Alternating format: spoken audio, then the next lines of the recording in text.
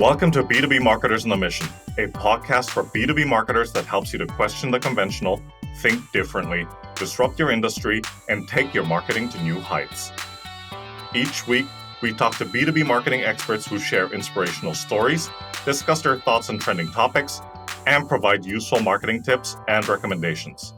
And now, here's your host and co-founder of Einblick Consulting, Christian Klepp. Welcome, everyone, to this episode of the B2B Marketers on a Mission podcast, where you get your weekly dose of B2B marketing insights. This is your host, Christian Klepp, and today I am joined by someone who is on a mission, and that's to help B2B marketers and entrepreneurs navigate the ins and outs of digital marketing in an easy-to-understand and jargon-free way. So coming to us from Nevada City, California, Mr. James Hipkin. Welcome to the show. Hey there. I'm so happy to be here. I'm really looking forward to our conversation. Same here. And, we really had a great conversation like a week ago, and I'm really looking forward to diving in here. So let's get this started. Fantastic. Let's do it. So, James, you're quite the expert, and that's probably the understatement of the year, but when it comes to websites and digital marketing for B2B. So in our previous conversation, you talked about the importance of, well, let's just put it this way. Building websites is the easy part. The true challenge lies in the digital marketing aspect of it. So talk to us about how you think B2B marketers can use digital marketing to build their websites. Well, it starts, oddly enough, with a non-technical thing. It starts with understanding what the objective of the website is. A lot of times people think about the website as, well, it's something I have to do. And, oh, don't worry about it, it's just brochureware. And when you think about it that way, that's exactly what you're going to get.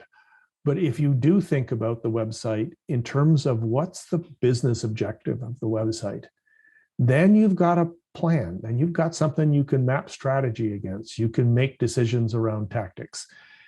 And generally speaking, business-to-business websites fall into two large buckets. They're either confirmation or conversion. The conversion objective is pretty common and everybody understands that. The less understood objective is confirmation, which is very applicable, particularly in professional services, business-to-business advertising and marketing. Executive A tells Executive B about this great lawyer they found, and Executive B goes to the lawyer's website, and it looks like it was built in the 1990s. Well, do I really want to talk to this person? Perhaps not. And I hear this frequently from business folks. Well, I don't need to update my website. I don't get any leads from my website.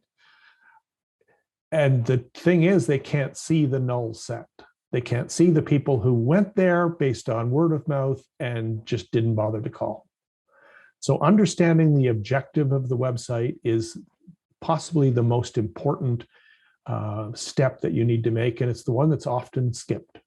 Yeah, those are really great points. And would you also say that not understanding the business objective of the website is also in many ways a missed opportunity? I mean, oh, for sure. Yeah, and also people tend to we've seen this happen a lot, especially in the B2B space.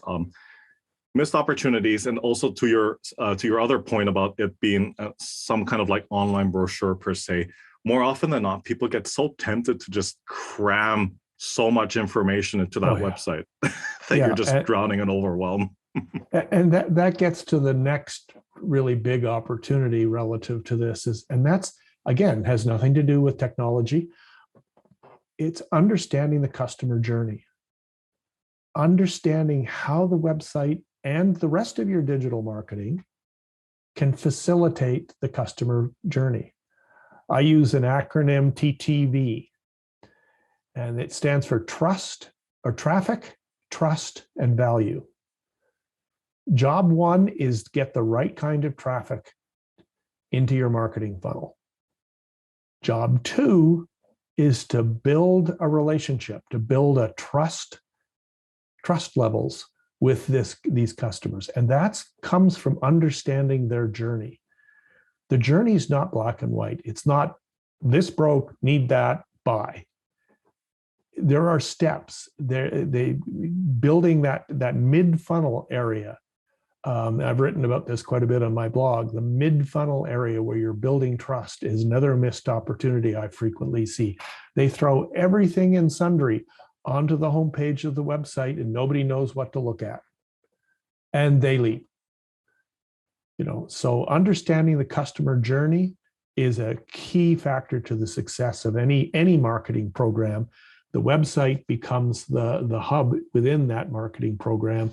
And as a result, that's your opportunity to maximize the value proposition that you're creating. Yeah, no, that's absolutely right. That's absolutely right.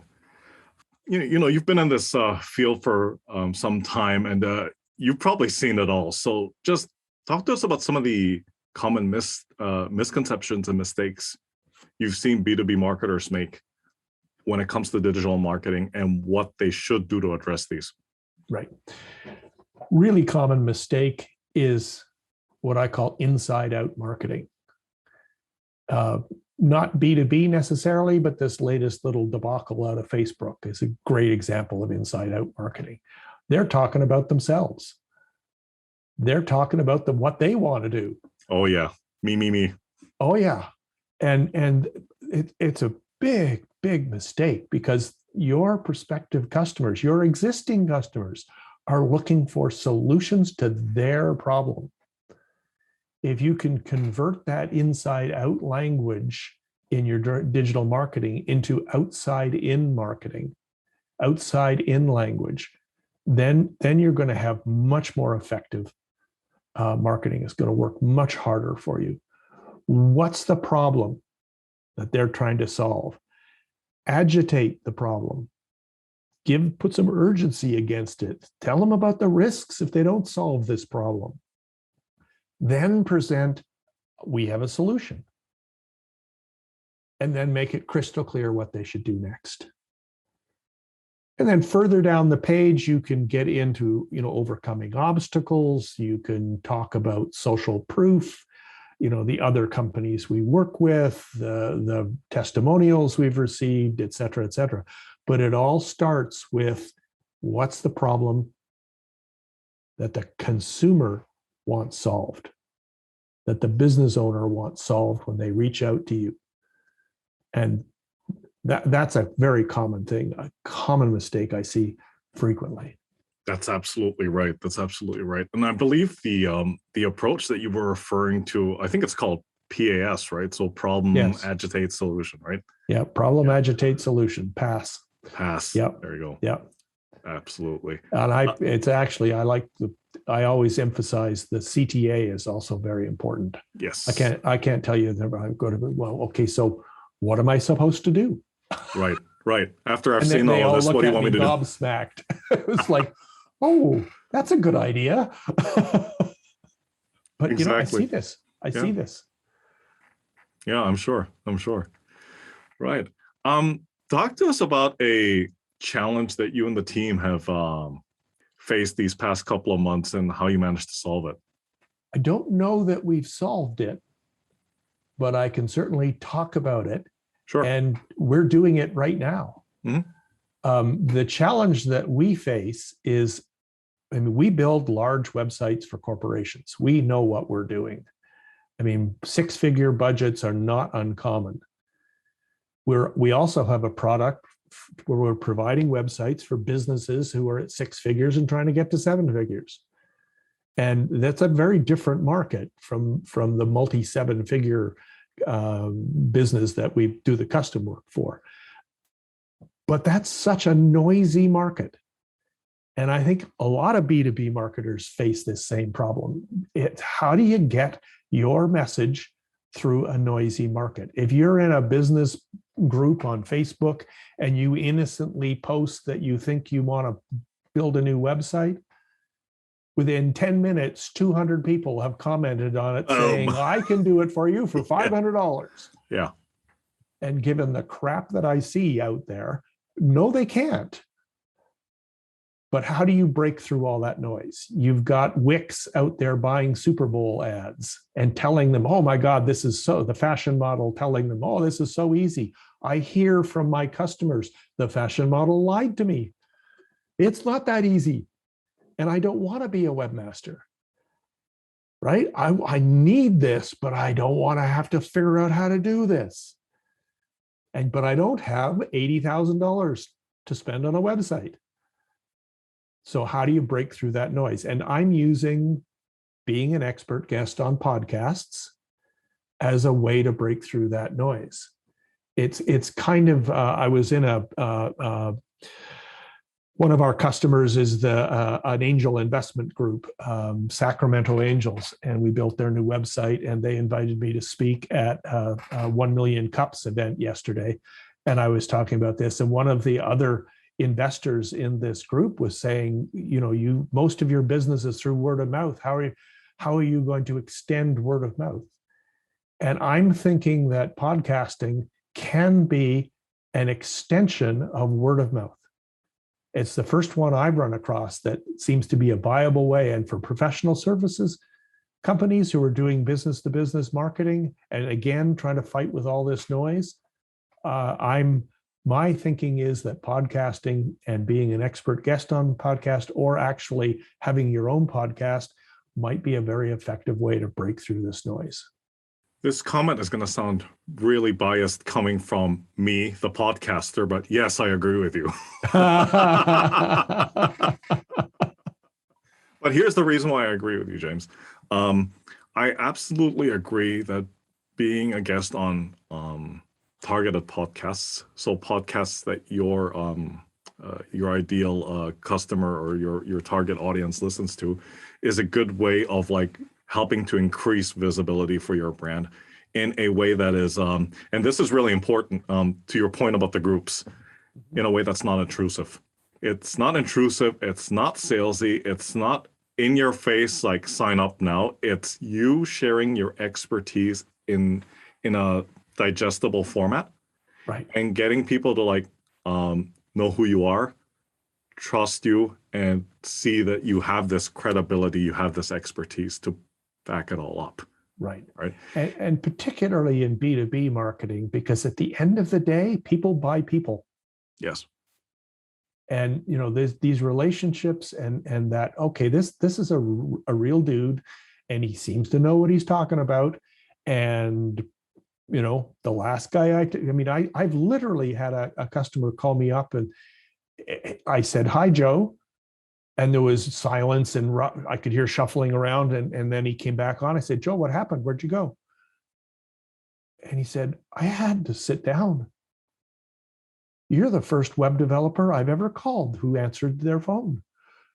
Wow, really? Because everybody else, you just fill out a form and then click submit and then hope. Yeah, or you've signed up at Wix or Squarespace or wherever it is, and they hand you the keys to a Ferrari and wish you luck on the freeway. And God help you if you break something. Yeah. And guess what? They break stuff all the time. Yeah. And it's not nearly as easy as the fashion model and the TV ad says it is, but it is more and more important every day that your online presence be professional, be real, and be easy for your customers to work with and get value from. And top of mind too, right? You give them something to remember you by, that, when they do think about, okay, B2B website expertise, that your name comes to mind. Sure. Right? And if you're a B2B owner, if you're a business owner, it's make sure that your customers look forward to going to the website, because every time they go, they get more value. Because you're looking to build that relationship. You're looking to create value that goes beyond the transactional benefits. That's what creates competitive insulation. That's what keeps people coming back to you. That's absolutely right. That's absolutely right. James, there was something in our previous conversation that you said that really jumped out at me, and I really want to jam on this further, if that's okay with you. So you spoke about this approach, and I think you aptly called it the hub and spoke strategy. Right. So tell us about why you think that's so effective and how that will help B2B companies to increase their revenue. Well, I think it's effective because it really takes advantage of the real world. the growth in online presence, the growth in online traffic, and particularly as a result of the pandemic, has been huge. Retail numbers are down 20% year over year last summer, and yet when you looked inside those numbers, online sales were up over 20%. So retail sales would have been a lot worse if it hadn't been for that. And that genie's not going back in the bottle. So your online presence is vital. And the hub and spoke strategy acknowledges that. It creates a hub using the website around which your digital marketing activity rotates. So the website is the hub. The digital marketing channels that you're using are the spokes, and your content and messaging strategy, the outside in thing we were talking about before, that becomes the rim. And the power doesn't come from the individual tactics. The power comes from the connection and drawing people into an environment where you can acknowledge and support and reinforce the journey they're on and build that relationship. Digital marketing done in isolation can't do that. But when you glue the pieces together, like I'm describing, and you use the hub and spoke strategy as your basis, suddenly all of the pieces work harder because the connection is maximizing the value that's created for your customers and the value that's created for the business. Well, those are some really interesting points. And, as you were explaining that, I came up with another question about, so you've laid out the hub and spoke strategy and its respective parts. And, on average, based on your experience, how long would it generally take a B2B company to develop and implement that? Not that long, because they're probably doing most of the bits and pieces now. Mm-hmm. It's looking at it holistically. That's the insight. It's having the various piece parts work in concert with each other. As simple an idea as having lead forms connected directly to an email service provider and then having an automation automatically generate. So that's one leads coming in on one spoke. It's hitting the website. It's going back out another spoke. That spoke is talking to customers. You've got a consistent messaging strategy going on. You know that they've already engaged with you. So the messaging in the email acknowledges where they're at in their journey. It's that connection that brings the power. Most B2B marketers are probably doing the piece parts now. They're probably doing too many pieces now. And not doing any of them nearly as well as they could be, because they don't have a holistic strategy and they're probably doing too many things. To put it in layman's terms, they're probably like focusing a little bit more on the trees than they are on the entire forest. Right. That's right. Yeah. Right. And shiny thing syndrome gets involved. Yeah. Yes. People have come to me and they're like, well, we're doing all this stuff on Instagram. I'm like, really? Why? Your audience is all over 40. They're not on Instagram. Why aren't you in LinkedIn? Why aren't you doing? This is where we're at with a lot of folks. And how do you get from 6 figures to 7 figures? It's by stepping up to some of this stuff. Right. It's by, being smarter than your competitors, by being a bit more strategic and maximizing the impact of all of the bits and pieces in your digital marketing strategy. And it starts and ends in the website, in my humble opinion. And it's a bit like your podcaster comment earlier, appreciating that, of course, it's what I do, but that's also based on 40 years of experience working with high-end brands and major programs and major budgets. It's the website, the spokes, and the rim is a way to think about it, but it's really about get the right message to the right person at the right time. And now in the digital age, in the right way. And that's where this is coming from. Yeah, those are really good points. Those are really good points. You've spoken about it a little bit in the past couple of minutes, but what do you think B2B marketers should prioritize or focus on when it comes to like taking that digital strategy to the next level? And here's the other thing I'm going to throw into that question, especially if budget or resources are a concern. Yeah, and that's a great question. It begins and ends with customers. Your best source of new business is your existing customers. I mean, customers, and particularly best customers, and I'll talk a little bit more about best customers in a minute, contribute value 5 ways. So you got 5 different ways that you can generate value out of your existing customers. First and foremost, the longer they stay with you, the more return you have on the investment that was required to acquire them in the first place. The longer they stay with you, the better they understand your products and services. So their cost of service is lower, which increases the revenue that's available to you. The longer they stay with you, the more likely they are to recommend your product or service to other customers just like them, maximizing revenue again.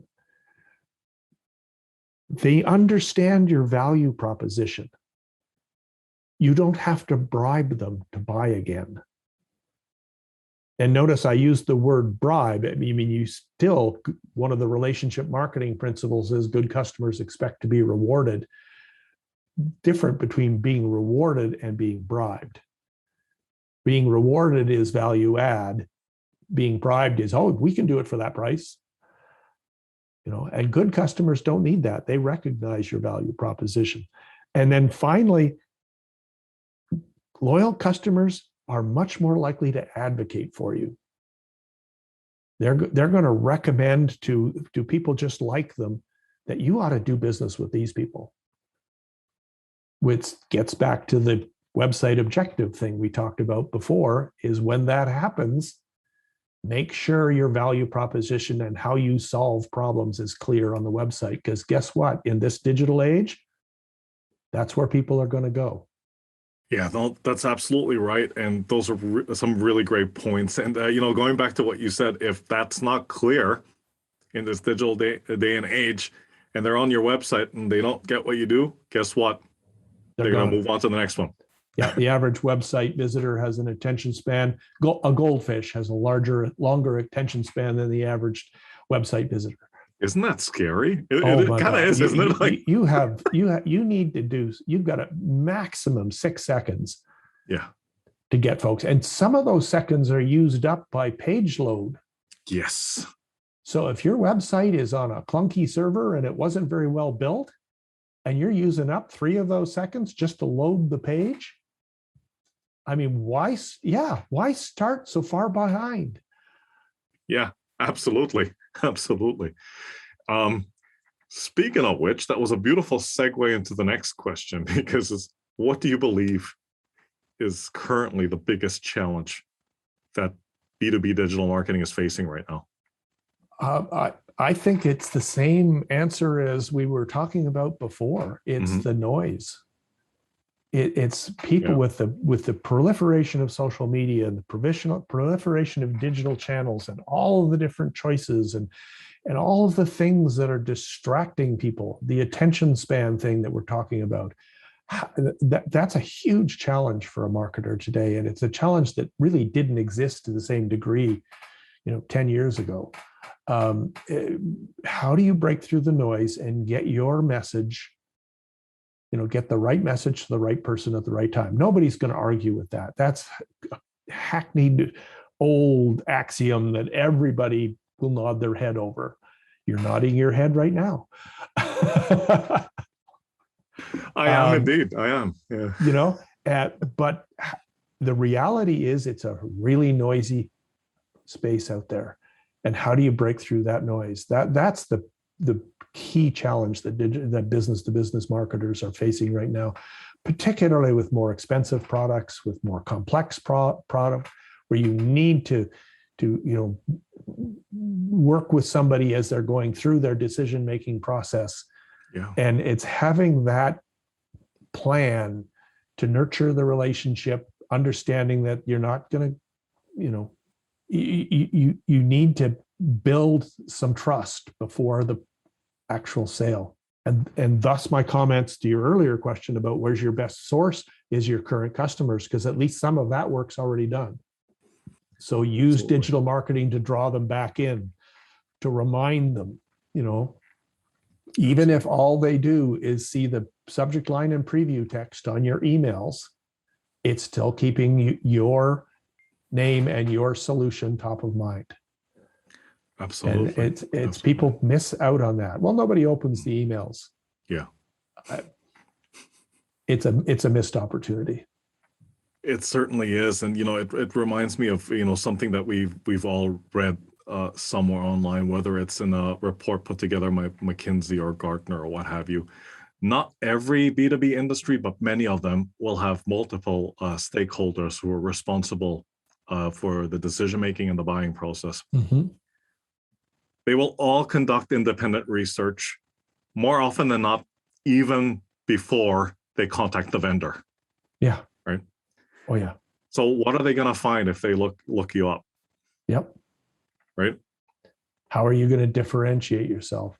That's right. And every business is different. I mean, we have one customer who's they're a boutique consultancy, but they work in artificial intelligence and applying artificial intelligence to business process. And they work with companies like Chevron, right? And how do you set price at pump using artificial intelligence rather than, the sort of gut feeling that people have.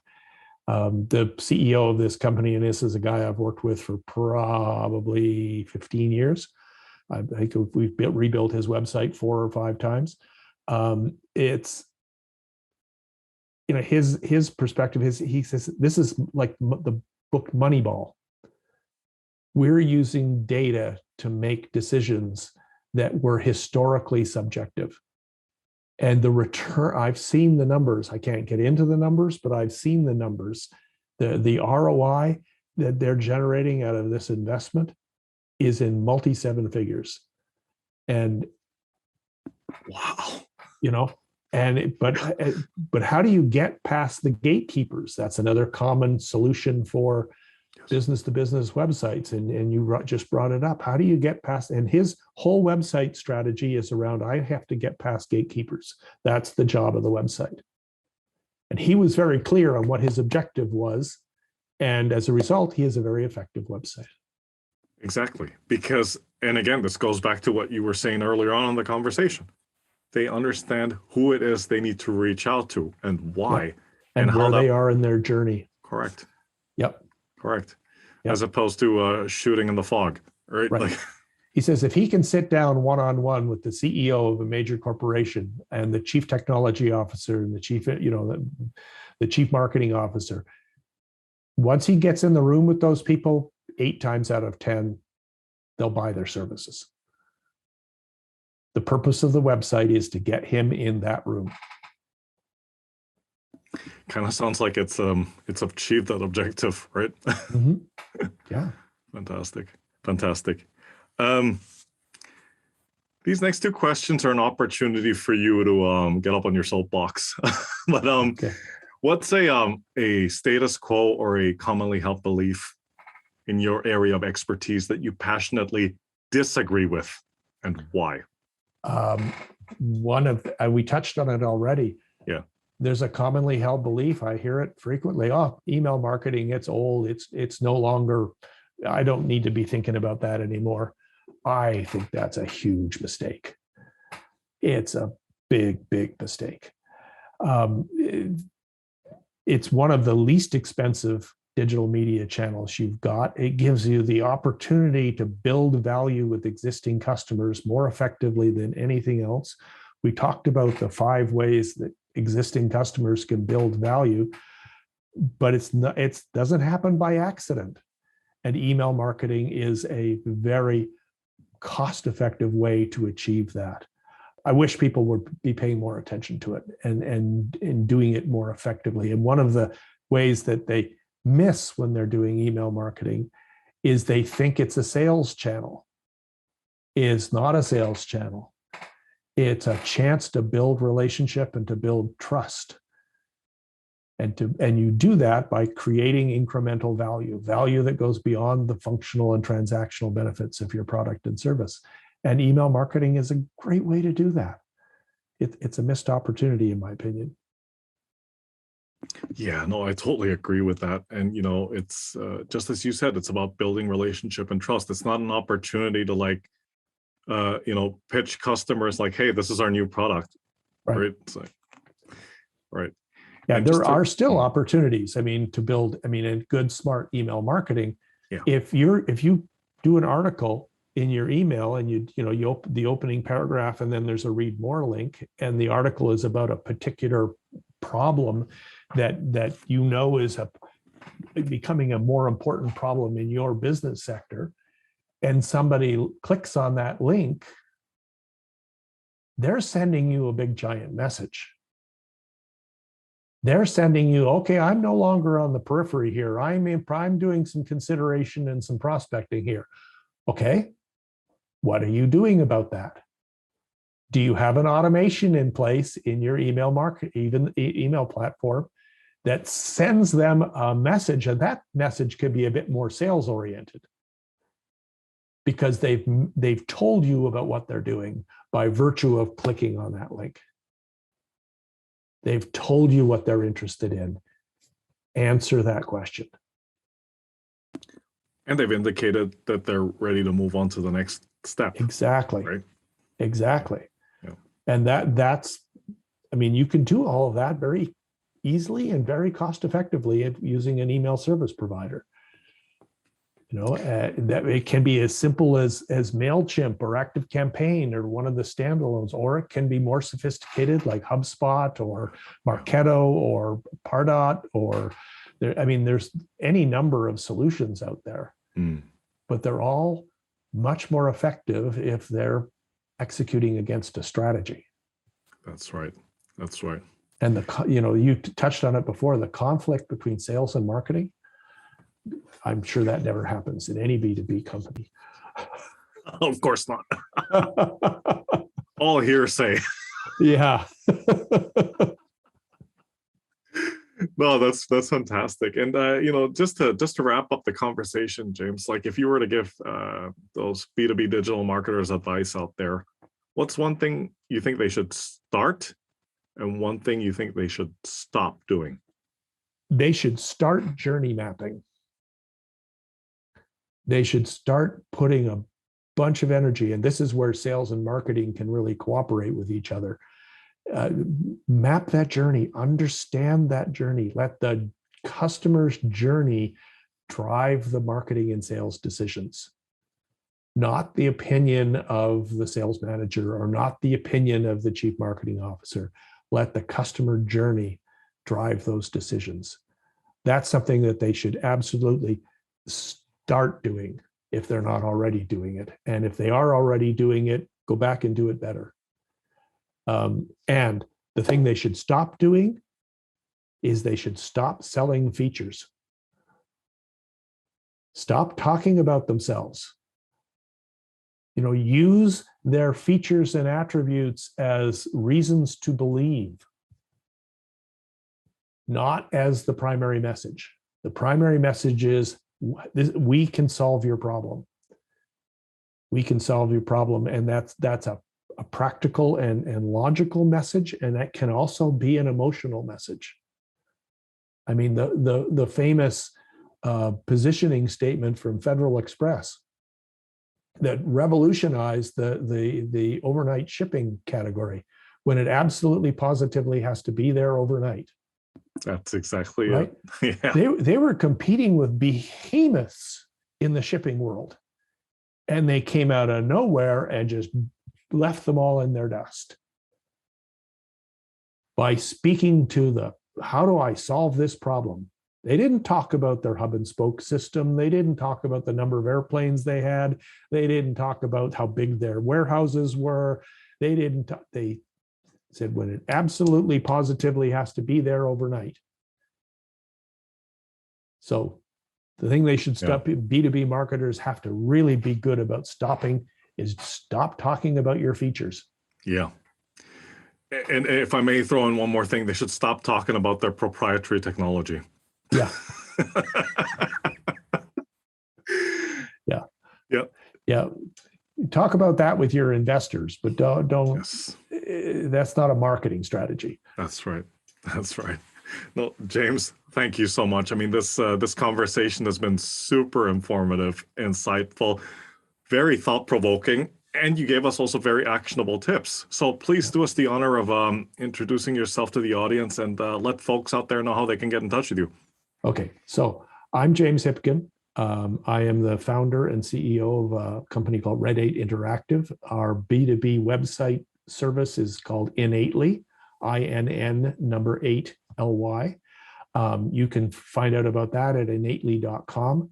But what I really want, what I would really like to see is, I want B2B marketers to embrace the hub and spoke marketing strategy and see for themselves the power of connection. So go to hubandspoke.marketing, where you can download our ebook, Journey to Success, Digital Marketing for Small Business Owners. Let me repeat that web address, hubandspoke.marketing, to download the free ebook. Read it to see how John, a small business owner, learned to connect the RIM, his content, the tactics, his spokes, and the website, the hub, and how he maximized the impact of his digital marketing. That would be awesome if I can get that message out there. Fantastic. Fantastic. James, thanks again for your time. Take care, be safe, and I'll talk to you soon. Absolutely, Christian. It's been an absolute pleasure, and I truly look forward to talking again about any of these subject areas. All right. Take care. Bye for now. Bye-bye.